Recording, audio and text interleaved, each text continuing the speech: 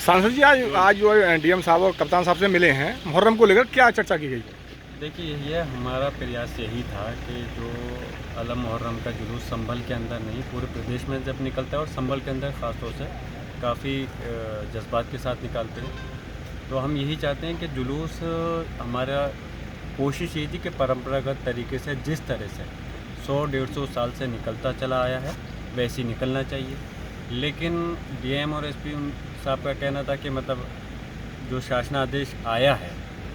उस टाइम मैंने पढ़ा नहीं था। मैंने पहले बयान दिया था कि शासनादेश की वजह से मना कर दिया, इसलिए इस बार तार को नहीं काटा जाएगा। तो आज कोर्ट में भी इसके लिए अपील डाली गई थी, कोर्ट में कि इसके वो करने के लिए कोर्ट की कॉपी भी मुझे डीएम साहब को देनी थी, लेकिन उन्होंने बताया उनके पास ऑलरेडी पहले आ चुकी है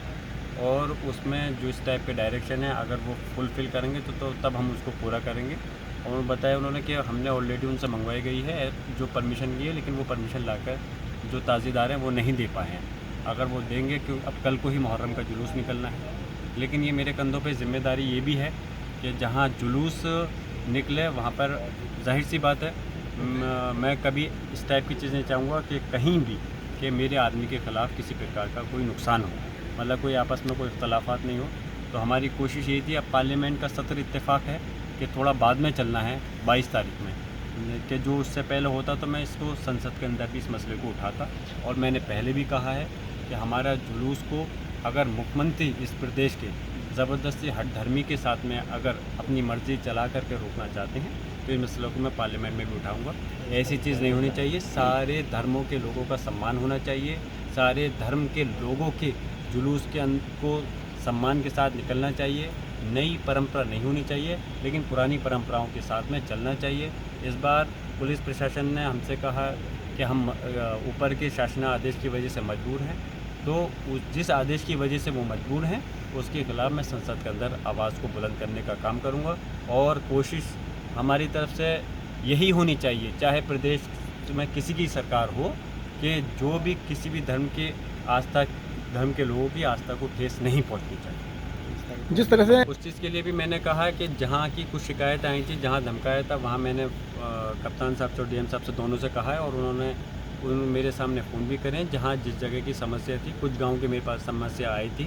कि जहाँ पर ताज़िए को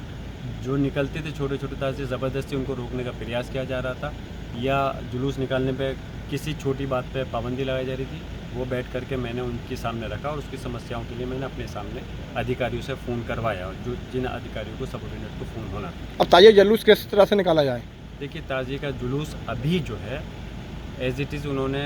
10 से 12 फीट का जो मानक तय कर रखा है उसी चीज़ पर है, लेकिन हमने ये कहा है कि जो माननीय